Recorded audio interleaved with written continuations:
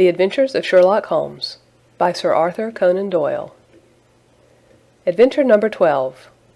The Adventure of the Copper Beeches. "To the man who loves art for its own sake," remarked Sherlock Holmes, tossing aside the advertisement sheet of the Daily Telegraph, "it is frequently in its least important and lowliest manifestations that the keenest pleasure is to be derived.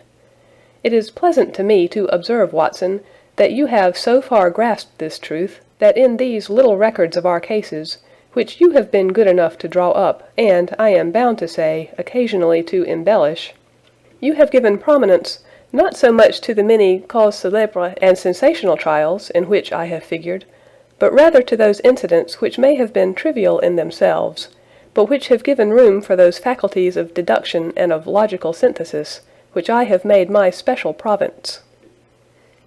"And yet," said I, smiling, "I cannot quite hold myself absolved from the charge of sensationalism which has been urged against my records." "You have erred, perhaps," he observed, taking up a glowing cinder with the tongs, and lighting with it the long cherry-wood pipe which was wont to replace his clay when he was in a disputatious rather than a meditative mood.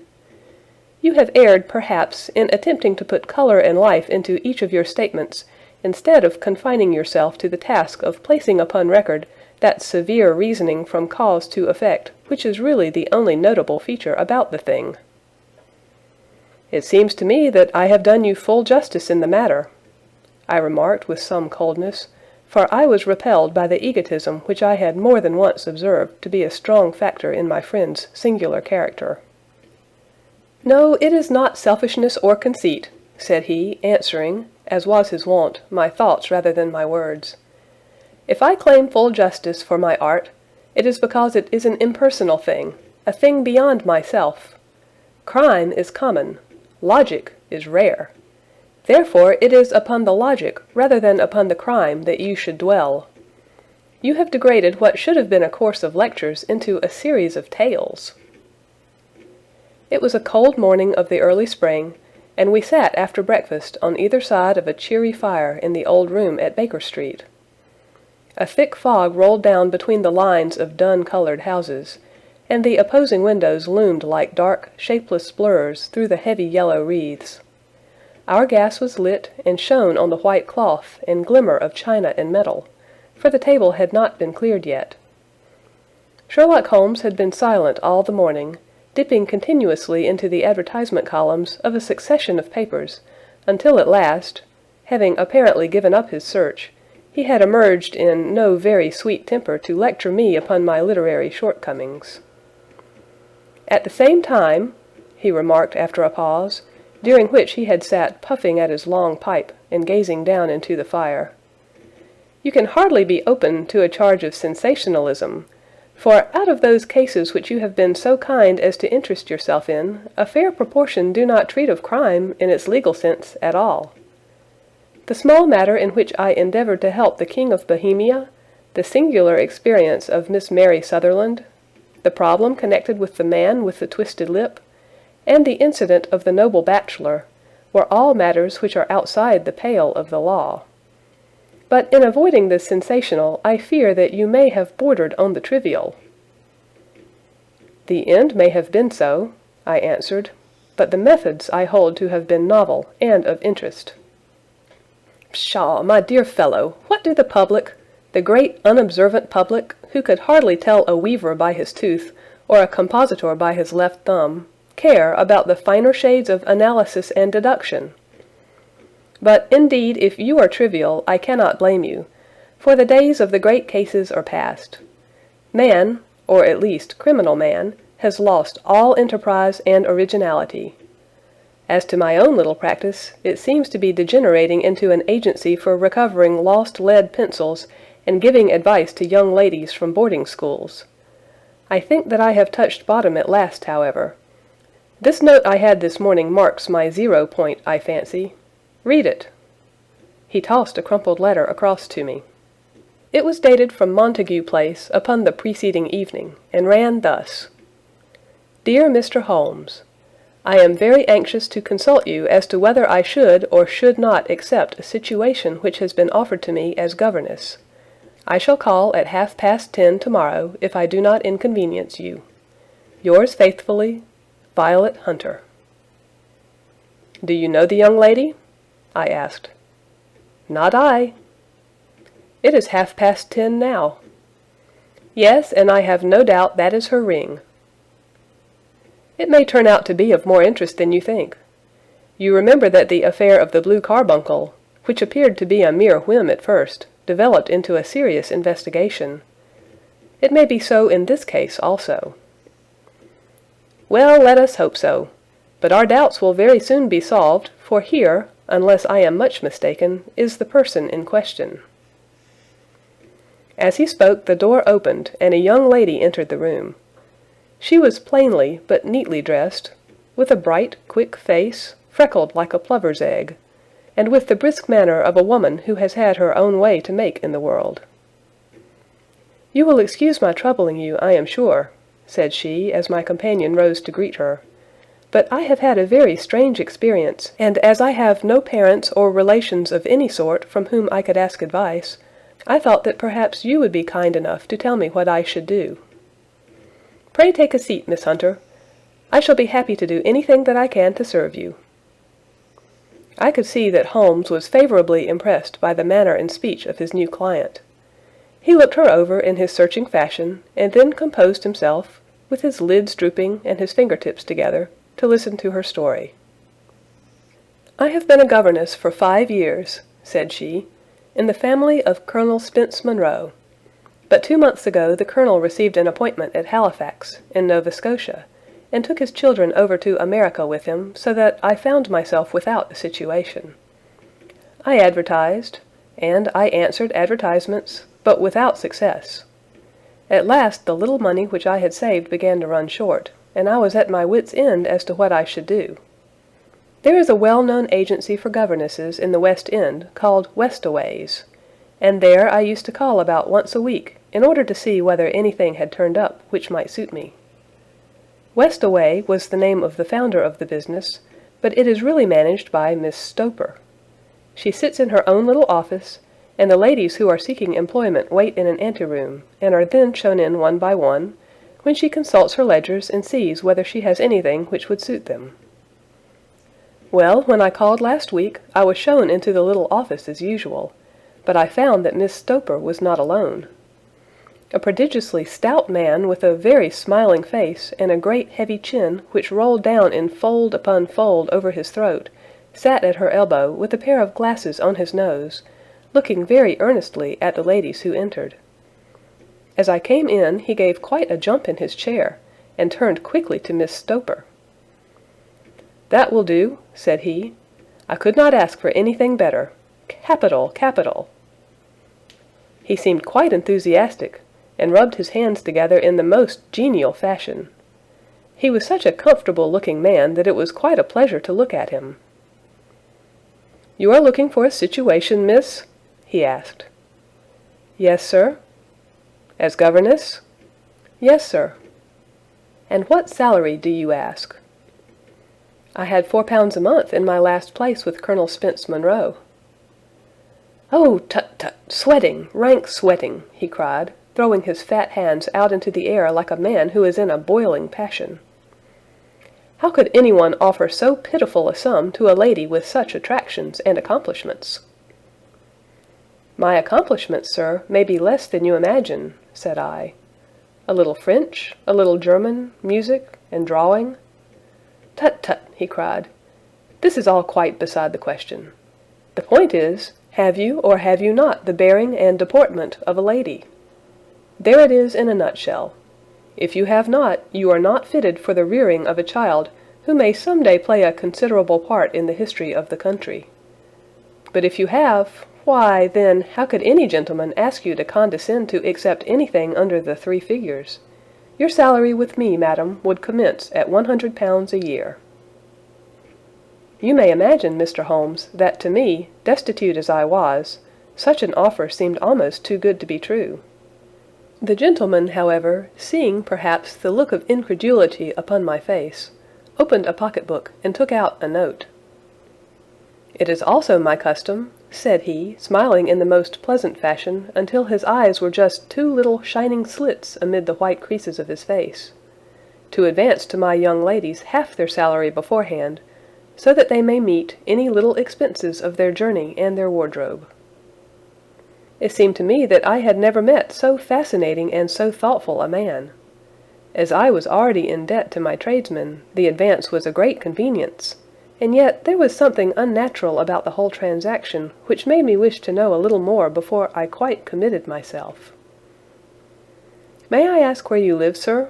said I. "Hampshire. Charming rural place.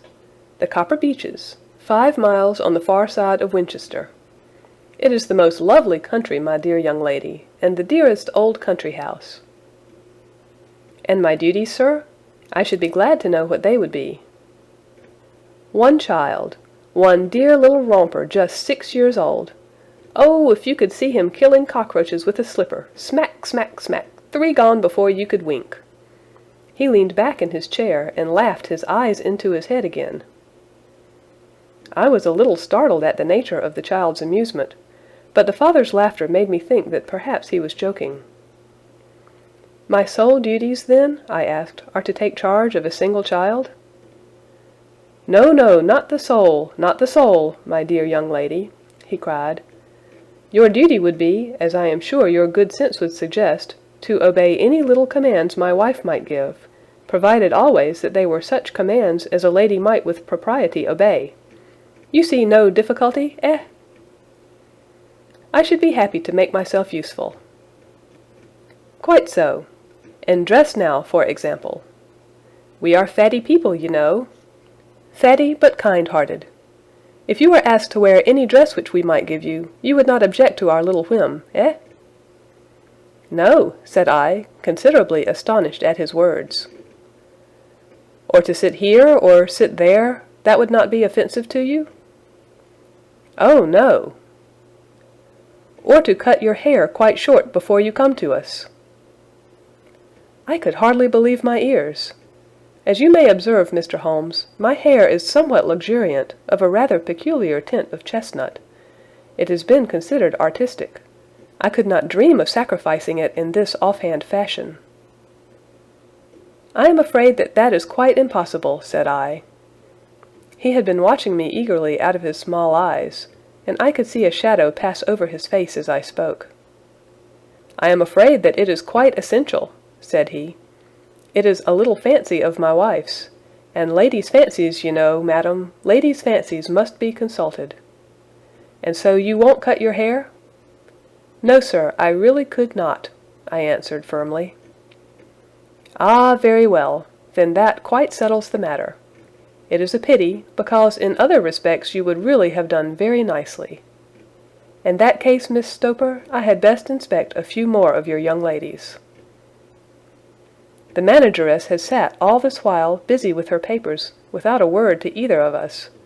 But she glanced at me now with so much annoyance upon her face that I could not help suspecting that she had lost a handsome commission through my refusal. "Do you desire your name to be kept upon the books?" she asked. "If you please, Miss Stoper." "Well, really it seems rather useless, since you refuse the most excellent offers in this fashion," said she sharply. "You can hardly expect us to exert ourselves to find another such opening for you. Good day to you, Miss Hunter." She struck a gong upon the table, and I was shown out by the page. Well, Mr. Holmes, when I got back to my lodgings and found little enough in the cupboard, and 2 or 3 bills upon the table, I began to ask myself whether I had not done a very foolish thing. After all, if these people had strange fads, and expected obedience on the most extraordinary matters, they were at least ready to pay for their eccentricity. Very few governesses in England are getting £100 a year. Besides, what use was my hair to me? Many people are improved by wearing it short, and perhaps I should be among the number. Next day I was inclined to think that I had made a mistake, and by the day after I was sure of it. I had almost overcome my pride so far as to go back to the agency and inquire whether the place was still open, when I received this letter from the gentleman himself. I have it here, and I will read it to you. The Copper Beeches, near Winchester. Dear Miss Hunter, Miss Stoper has very kindly given me your address, and I write from here to ask you whether you have reconsidered your decision. My wife is very anxious that you should come, for she has been much attracted by my description of you. We are willing to give £30 a quarter, or £120 a year, so as to recompense you for any little inconvenience which our fads may cause you. They are not very exacting, after all. My wife is fond of a particular shade of electric blue, and would like you to wear such a dress indoors in the morning.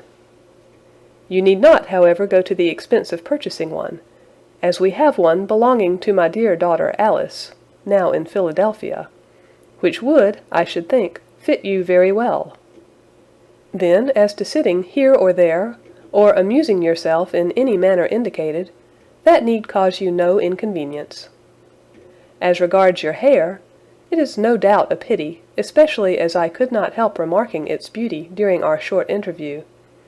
But I am afraid that I must remain firm upon this point, and I only hope that the increased salary may recompense you for the loss.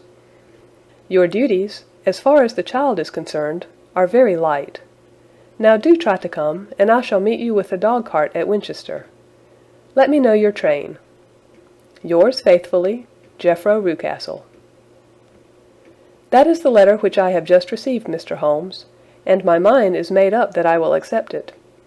I thought, however, that before taking the final step, I should like to submit the whole matter to your consideration.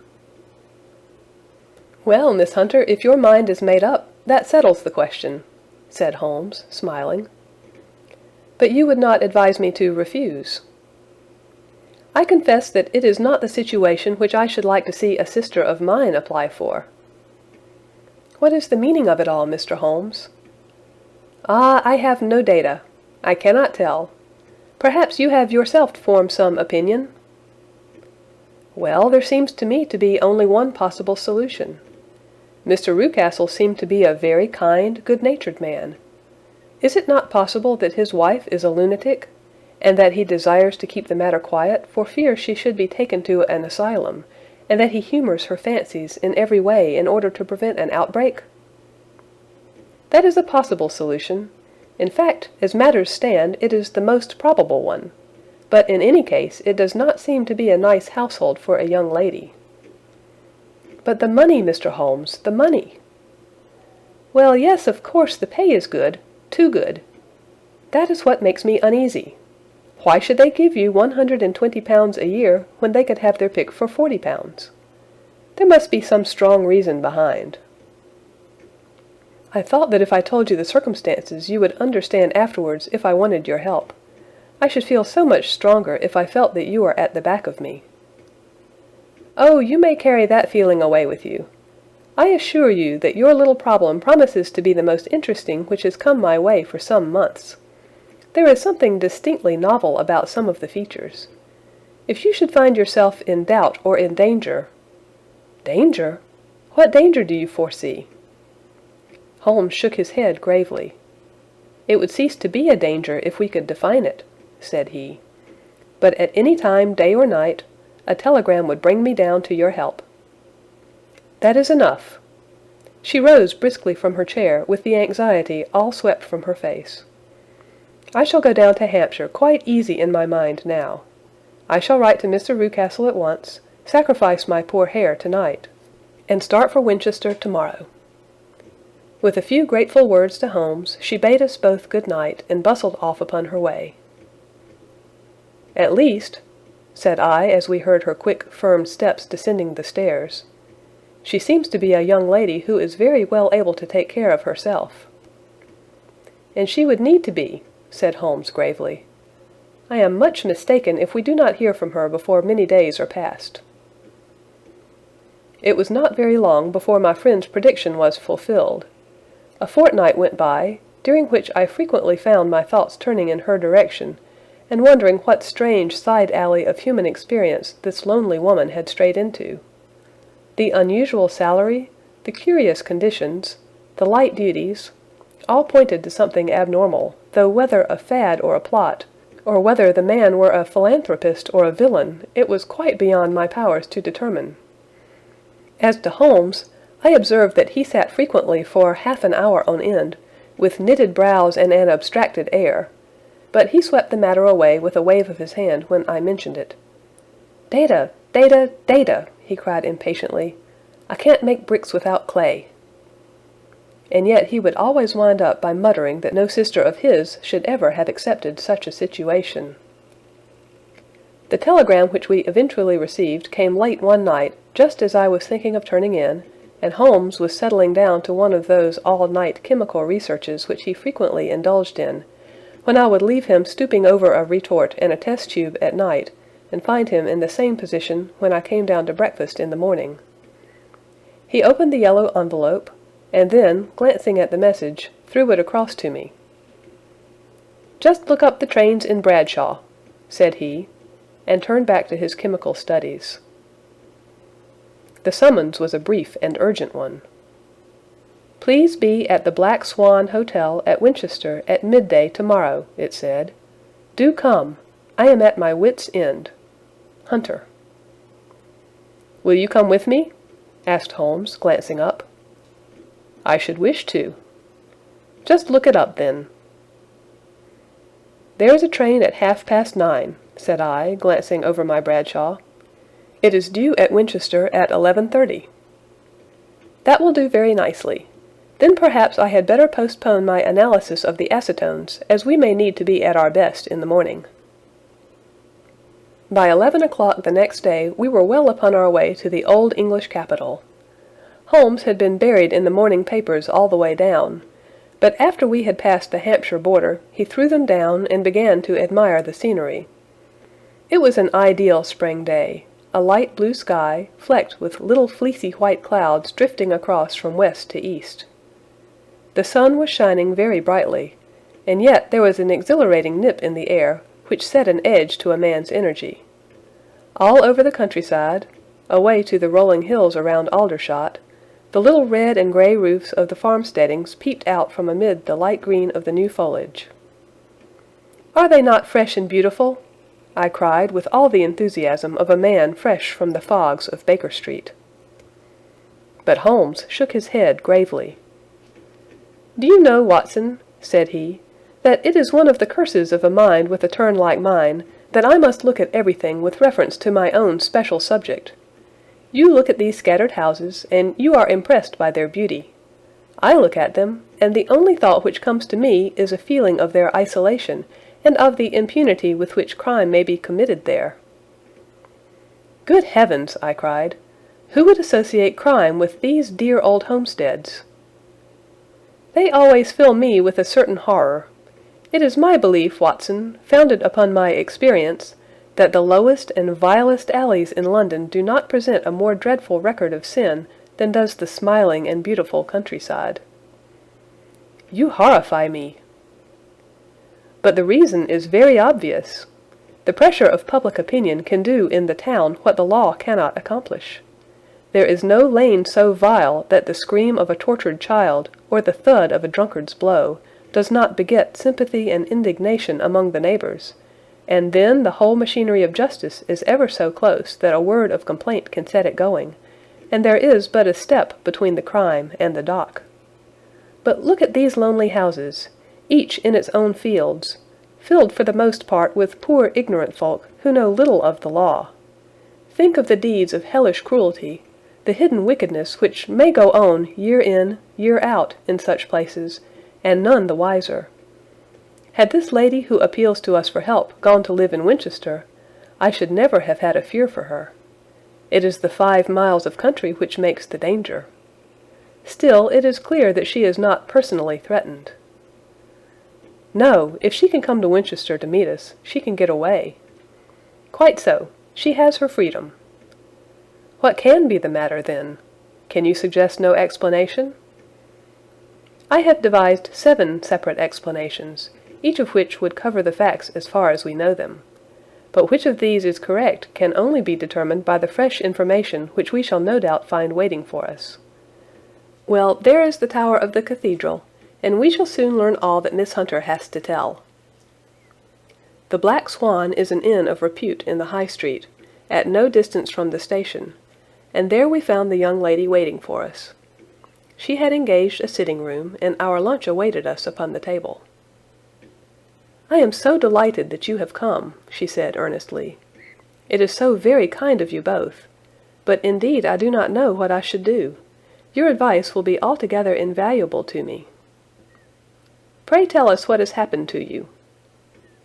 "I will do so, and I must be quick, for I have promised Mr. Rucastle to be back before 3. I got his leave to come into town this morning, though he little knew for what purpose." "Let us have everything in its due order." Holmes thrust his long thin legs out towards the fire, and composed himself to listen. "In the first place, I may say that I have met, on the whole, with no actual ill treatment from Mr. and Mrs. Rucastle. It is only fair to them to say that. But I cannot understand them, and I am not easy in my mind about them." "What can you not understand?" "Their reasons for their conduct. But you shall have it all just as it occurred.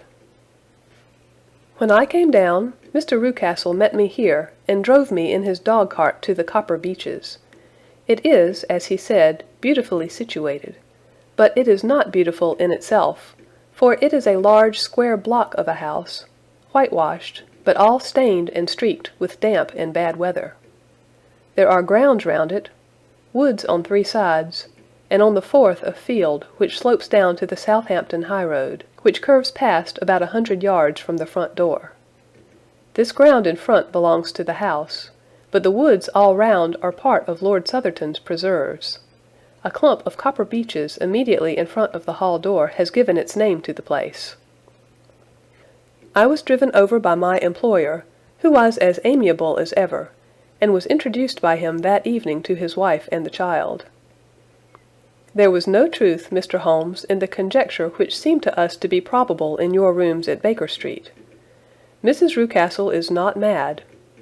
I found her to be a silent, pale-faced woman, much younger than her husband, and not more than 30, I should think, while he can hardly be less than 45. From their conversation I have gathered that they have been married about 7 years, that he was a widower, and that his only child by the first wife was the daughter who has gone to Philadelphia. Mr. Rucastle told me in private that the reason why she had left them was that she had an unreasoning aversion to her stepmother. As the daughter could not have been less than 20, I can quite imagine that her position must have been uncomfortable with her father's young wife. Mrs. Rucastle seemed to me to be colorless in mind as well as in feature. She impressed me neither favorably nor the reverse. She was a nonentity. It was easy to see that she was passionately devoted both to her husband and to her little son. Her light gray eyes wandered continually from one to the other, noting every little want and forestalling it if possible. He was kind to her also in his bluff, boisterous fashion, and on the whole they seemed to be a happy couple. And yet she had some secret sorrow, this woman. She would often be lost in deep thought, with the saddest look upon her face. More than once I have surprised her in tears. I have thought sometimes that it was the disposition of her child which weighed upon her mind, for I have never met so utterly spoiled and so ill-natured a little creature. He is small for his age, with a head which is quite disproportionately large. His whole life appears to be spent in an alternation between savage fits of passion and gloomy intervals of sulking. Giving pain to any creature weaker than himself seems to be his one idea of amusement, and he shows quite remarkable talent in planning the capture of mice, little birds, and insects. But I would rather not talk about the creature, Mr. Holmes, and indeed he has little to do with my story. "I am glad of all details," remarked my friend, "whether they seem to you to be relevant or not." "I shall try not to miss anything of importance. The one unpleasant thing about the house, which struck me at once, was the appearance and conduct of the servants. There are only 2, a man and his wife. Toller, for that is his name, is a rough, uncouth man, with grizzled hair and whiskers, and a perpetual smell of drink. Twice since I have been with him he has been quite drunk, and yet Mr. Rucastle seemed to take no notice of it. His wife is a very tall and strong woman with a sour face, as silent as Mrs. Rucastle, and much less amiable. They are a most unpleasant couple, but fortunately I spend most of my time in the nursery and my own room, which are next to each other in one corner of the building. For 2 days after my arrival at the Copper Beeches, my life was very quiet. On the third, Mrs. Rucastle came down just after breakfast, and whispered something to her husband. "Oh, yes," said he, turning to me. "We are very much obliged to you, Miss Hunter, for falling in with our whims so far as to cut your hair. I assure you that it has not detracted in the tiniest iota from your appearance. We shall now see how the electric blue dress will become you. You will find it laid out upon the bed in your room, and if you will be so good as to put it on, we should both be extremely obliged." The dress which I found waiting for me was of a peculiar shade of blue. It was of excellent material, a sort of beige, but it bore unmistakable signs of having been worn before. It could not have been a better fit if I had been measured for it. Both Mr. and Mrs. Rucastle expressed a delight at the look of it, which seemed quite exaggerated in its vehemence. They were waiting for me in the drawing-room, which is a very large room stretching along the entire front of the house, with 3 long windows reaching down to the floor. A chair had been placed close to the central window, with its back turned towards it. In this I was asked to sit, and then Mr. Rucastle, walking up and down on the other side of the room, began to tell me a series of the funniest stories that I have ever listened to. You cannot imagine how comical he was, and I laughed until I was quite weary. Mrs. Rucastle, however, who has evidently no sense of humor, never so much as smiled, but sat with her hands in her lap, and a sad, anxious look upon her face. After an hour or so, Mr. Rucastle suddenly remarked that it was time to commence the duties of the day, and that I might change my dress and go to little Edward in the nursery. 2 days later this same performance was gone through under exactly similar circumstances. Again I changed my dress, again I sat in the window, and again I laughed very heartily at the funny stories of which my employer had an immense repertoire, and which he told inimitably. Then he handed me a yellow-backed novel, and moving my chair a little sideways that my own shadow might not fall upon the page, he begged me to read aloud to him. I read for about 10 minutes, beginning in the heart of a chapter, and then suddenly, in the middle of a sentence, he ordered me to cease and to change my dress.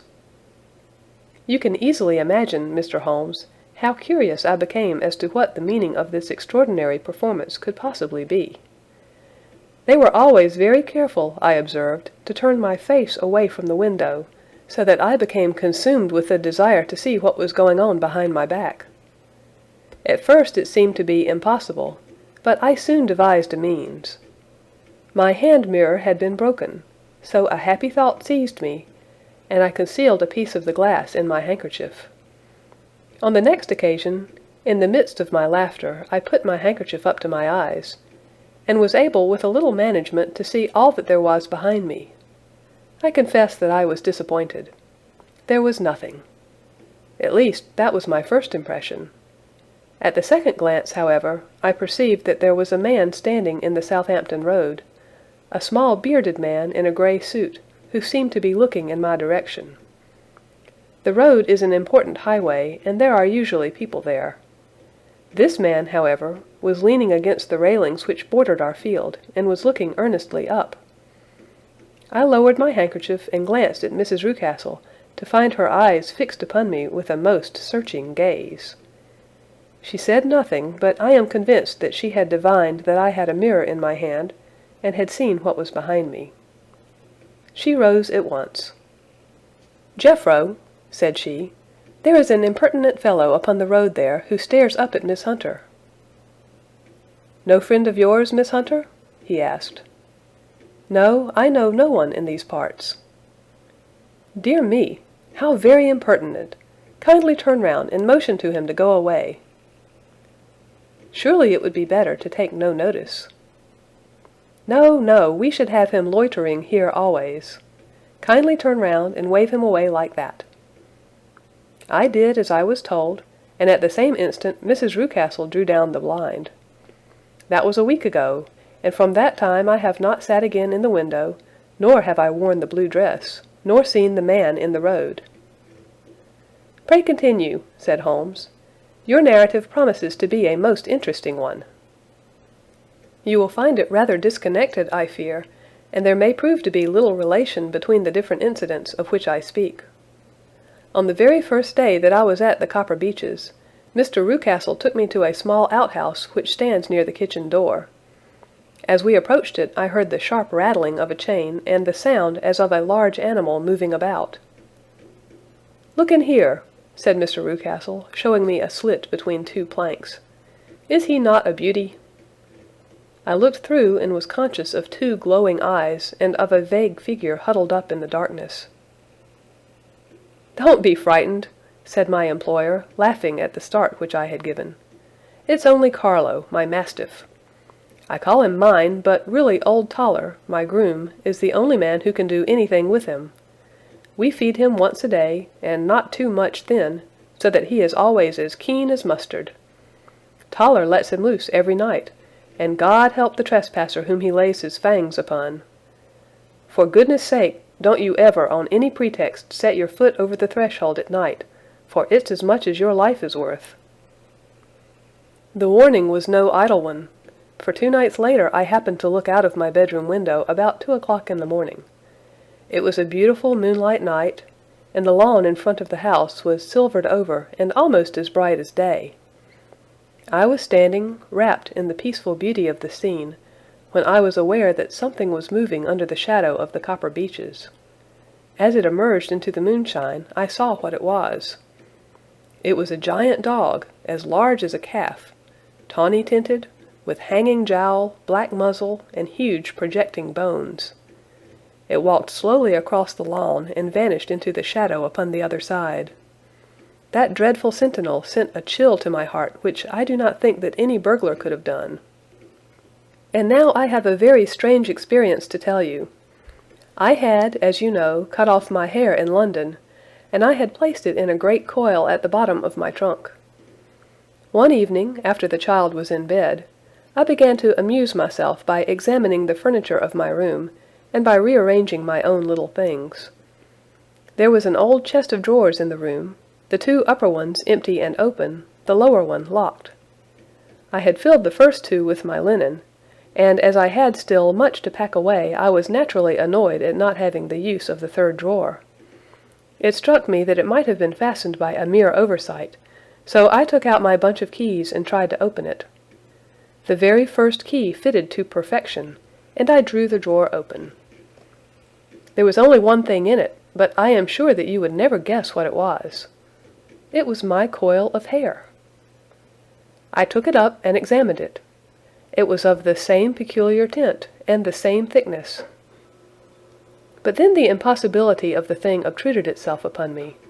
How could my hair have been locked in the drawer? With trembling hands I undid my trunk, turned out the contents, and drew from the bottom my own hair. I laid the 2 tresses together, and I assure you that they were identical. Was it not extraordinary? Puzzle as I would, I could make nothing at all of what it meant. I returned the strange hair to the drawer, and I said nothing of the matter to the Rucastles, as I felt that I had put myself in the wrong by opening a drawer which they had locked. I am naturally observant, as you may have remarked, Mr. Holmes, and I soon had a pretty good plan of the whole house in my head. There was one wing, however, which appeared not to be inhabited at all. A door which faced that which led into the quarters of the Tollers opened into this suite, but it was invariably locked. One day, however, as I ascended the stair, I met Mr. Rucastle coming out through this door, his keys in his hand, and a look on his face which made him a very different person to the round, jovial man to whom I was accustomed. His cheeks were red, his brow was all crinkled with anger, and the veins stood out at his temples with passion. He locked the door and hurried past me without a word or a look. This aroused my curiosity, so when I went out for a walk in the grounds with my charge, I strolled round to the side from which I could see the windows of this part of the house. There were 4 of them in a row, 3 of which were simply dirty, while the 4th was shuttered up. They were evidently all deserted. As I strolled up and down, glancing at them occasionally, Mr. Rucastle came out to me, looking as merry and jovial as ever. "Ah," said he, "you must not think me rude if I passed you without a word, my dear young lady. I was preoccupied with business matters." I assured him that I was not offended. "By the way," said I, "you seem to have quite a suite of spare rooms up there, and one of them has the shutters up." He looked surprised and, as it seemed to me, a little startled at my remark. "Photography is one of my hobbies," said he. "I have made my dark room up there. But, dear me, what an observant young lady we have come upon! Who would have believed it? Who would have ever believed it?" He spoke in a jesting tone, but there was no jest in his eyes as he looked at me. I read suspicion there, and annoyance, but no jest. "Well, Mr. Holmes, from the moment that I understood that there was something about that suite of rooms which I was not to know, I was all on fire to go over them. It was not mere curiosity, though I have my share of that. It was more a feeling of duty, a feeling that some good might come from my penetrating to this place. They talk of woman's instinct. Perhaps it was woman's instinct which gave me that feeling.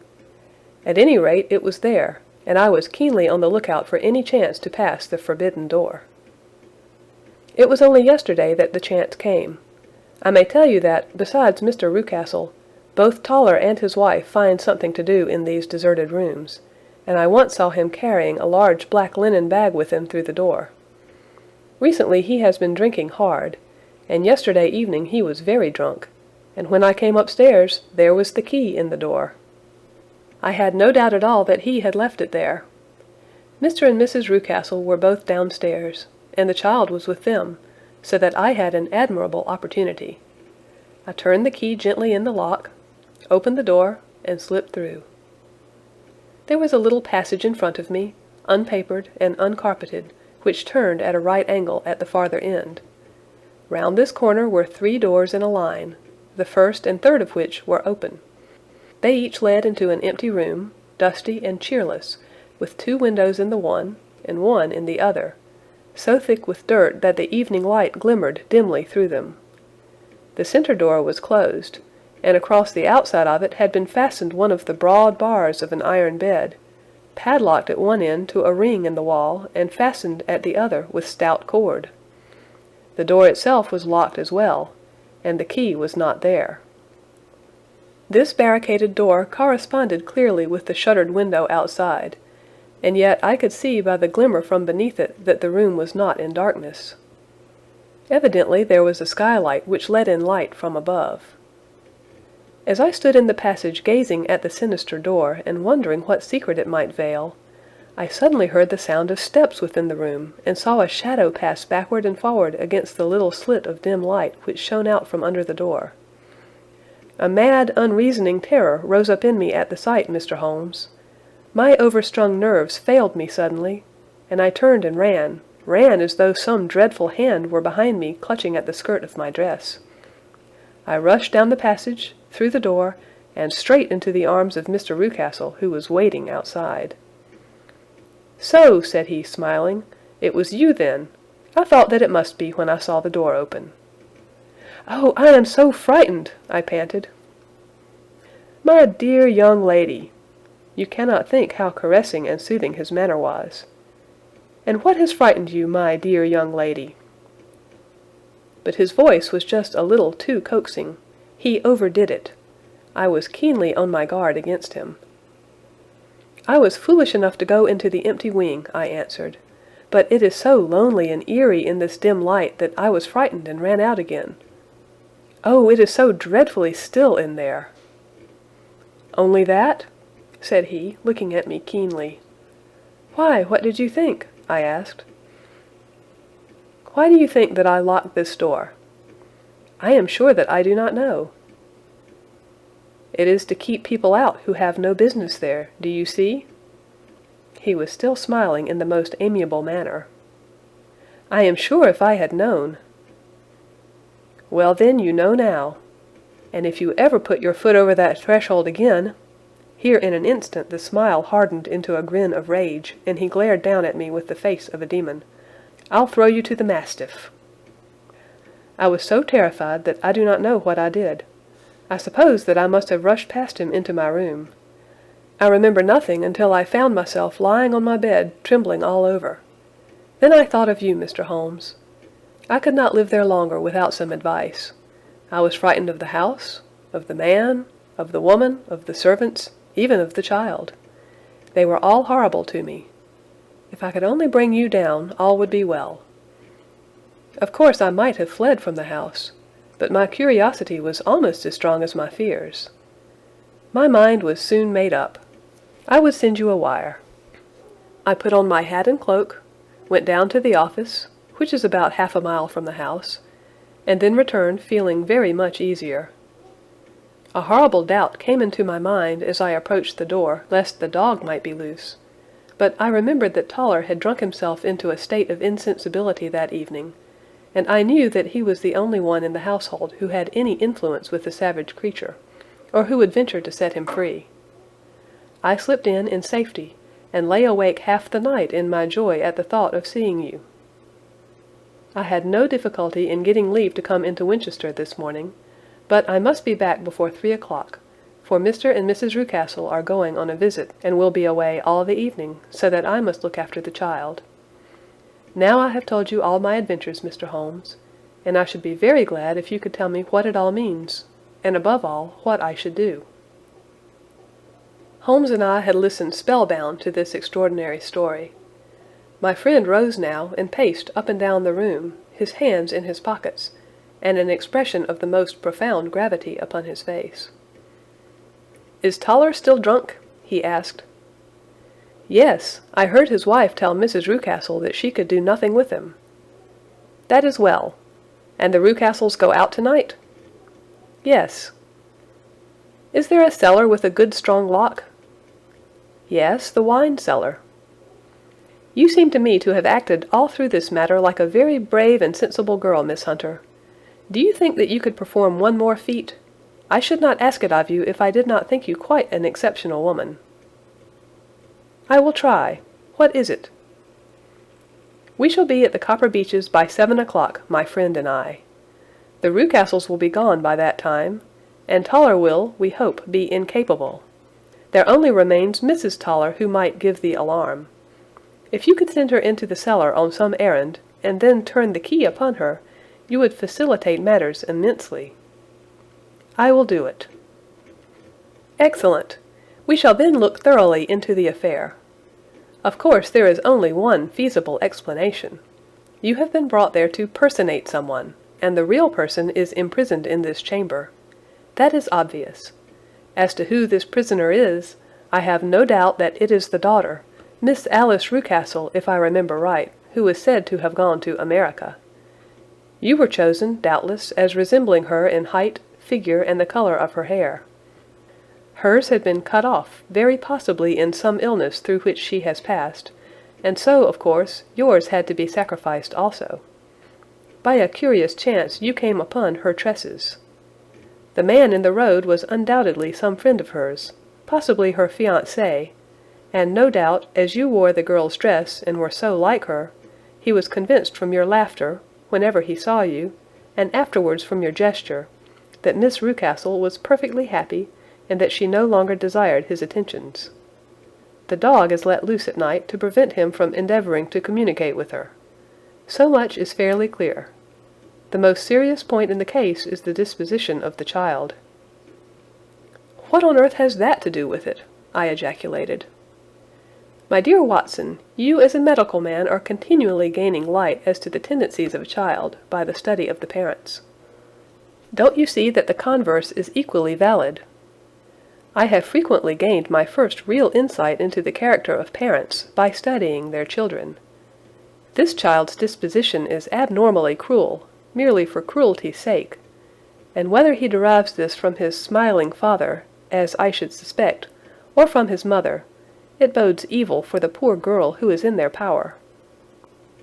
"I am sure that you are right, Mr. Holmes," cried our client. "A thousand things come back to me which make me certain that you have hit it. Oh, let us lose not an instant in bringing help to this poor creature." "We must be circumspect, for we are dealing with a very cunning man. We can do nothing until 7 o'clock. At that hour we shall be with you, and it will not be long before we solve the mystery." We were as good as our word, for it was just 7 when we reached the Copper Beeches, having put up our trap at a wayside public-house. The group of trees, with their dark leaves shining like burnished metal in the light of the setting sun, were sufficient to mark the house, even had Miss Hunter not been standing smiling on the doorstep. "Have you managed it?" asked Holmes. A loud thudding noise came from somewhere downstairs. "That is Mrs. Toller in the cellar," said she. "Her husband lies snoring on the kitchen rug. Here are his keys, which are the duplicates of Mr. Rucastle's." "You have done well indeed," cried Holmes with enthusiasm. "Now lead the way, and we shall soon see the end of this black business." We passed up the stair, unlocked the door, followed on down a passage, and found ourselves in front of the barricade which Miss Hunter had described. Holmes cut the cord and removed the transverse bar. Then he tried the various keys in the lock, but without success. No sound came from within, and at the silence Holmes's face clouded over. "I trust that we are not too late," said he. "I think, Miss Hunter, that we had better go in without you. Now, Watson, put your shoulder to it, and we shall see whether we cannot make our way in." It was an old rickety door, and gave at once before our united strength. Together we rushed into the room. It was empty. There was no furniture save a little pallet bed, a small table, and a basketful of linen. The skylight above was open, and the prisoner gone. "There has been some villainy here," said Holmes. "This beauty has guessed Miss Hunter's intentions and has carried his victim off." "But how?" "Through the skylight. We shall soon see how he managed it." He swung himself up onto the roof. "Ah, yes," he cried. "Here's the end of a long, light ladder against the eaves. That is how he did it." "But it is impossible," said Miss Hunter. "The ladder was not there when the Rucastles went away." "He has come back and done it. I tell you that he is a clever and dangerous man. I should not be very much surprised if this were he whose step I hear now upon the stair. I think, Watson, that it would be as well for you to have your pistol ready." The words were hardly out of his mouth before a man appeared at the door of the room, a very fat and burly man, with a heavy stick in his hand. Miss Hunter screamed and shrunk against the wall at the sight of him. But Sherlock Holmes sprang forward and confronted him. "You villain," said he, "where's your daughter?" The fat man cast his eyes round, and then up at the open skylight. "It is for me to ask you that," he shrieked. "You thieves, spies and thieves! I have caught you, have I? You are in my power. I'll serve you." He turned and clattered down the stairs as hard as he could go. "He's gone for the dog," cried Miss Hunter. "I have my revolver," said I. "Better close the front door," cried Holmes, and we all rushed down the stairs together. We had hardly reached the hall when we heard the baying of a hound, and then a scream of agony, with a horrible worrying sound which it was dreadful to listen to. An elderly man with a red face and shaking limbs came staggering out at a side door. "My God!" he cried. "Someone has loosed the dog. It's not been fed for 2 days. Quick, quick, or it'll be too late." Holmes and I rushed out and round the angle of the house, with Toller hurrying behind us. There was the huge famished brute, its black muzzle buried in Rucastle's throat, while he writhed and screamed upon the ground. Running up, I blew its brains out, and it fell over with its keen white teeth still meeting in the great creases of his neck. With much labor we separated them, and carried him, living but horribly mangled, into the house. We laid him upon the drawing-room sofa, and having dispatched the sobered Toller to bear the news to his wife, I did what I could to relieve his pain. We were all assembled round him when the door opened, and a tall, gaunt woman entered the room. "Mrs. Toller!" cried Miss Hunter. "Yes, miss. Mr. Rucastle let me out, when he came back before he went up to you. Ah, miss, it is a pity you didn't let me know what you were planning, for I would have told you that your pains were wasted." "Ha!" said Holmes, looking keenly at her. "It is clear that Mrs. Toller knows more about this matter than anyone else." "Yes, sir, I do, and I am ready enough to tell what I know." "Then pray sit down, and let us hear it, for there are several points on which I must confess that I am still in the dark." "I will soon make it clear to you," said she, "and I'd have done so before now, if I could have got out from the cellar. If there's police court business over this, you'll remember that I was the one that stood your friend, and that I was Miss Alice's friend too. She was never happy at home, Miss Alice wasn't, from the time that her father married again. She was slighted like, and had no say in anything, but it never really became bad for her until after she met Mr. Fowler at a friend's house. As well as I could learn, Miss Alice had rights of her own by will, but she was so quiet and patient, she was, that she never said a word about them, but just left everything in Mr. Rucastle's hands. He knew he was safe with her, but when there was a chance of a husband coming forward, who would ask for all that the law would give him, then her father thought it time to put a stop on it. He wanted her to sign a paper so that whether she married or not, he could use her money. When she wouldn't do it, he kept on worrying her until she got brain fever, and for 6 weeks was at death's door. Then she got better at last, all worn to a shadow, and with her beautiful hair cut off. But that didn't make no change in her young man, and he stuck to her as true as man could be." "Ah," said Holmes, "I think that what you have been good enough to tell us makes the matter fairly clear, and that I can deduce all that remains. Mr. Rucastle, then, I presume, took to this system of imprisonment?" "Yes, sir." "And brought Miss Hunter down from London in order to get rid of the disagreeable persistence of Mr. Fowler?" "That was it, sir." "But Mr. Fowler, being a persevering man, as a good seaman should be, blockaded the house, and having met you succeeded by certain arguments, metallic or otherwise, in convincing you that your interests were the same as his." "Mr. Fowler was a very kind-spoken, free-handed gentleman," said Mrs. Toller serenely. "And in this way he managed that your good man should have no want of drink, and that a ladder should be ready at the moment when your master had gone out."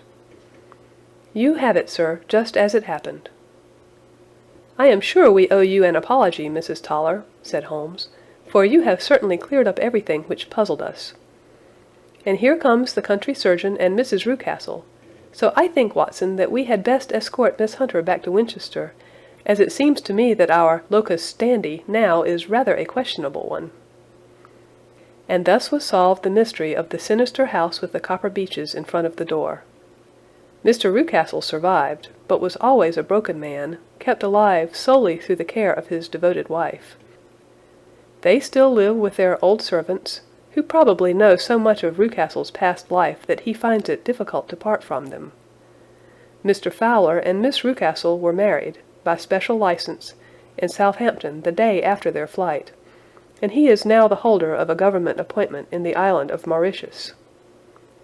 As to Miss Violet Hunter, my friend Holmes, rather to my disappointment, manifested no further interest in her when once she had ceased to be the centre of one of his problems, and she is now the head of a private school at Walsall, where I believe that she has met with considerable success. End of The Adventure of the Copper Beeches. This concludes The Adventures of Sherlock Holmes by Sir Arthur Conan Doyle.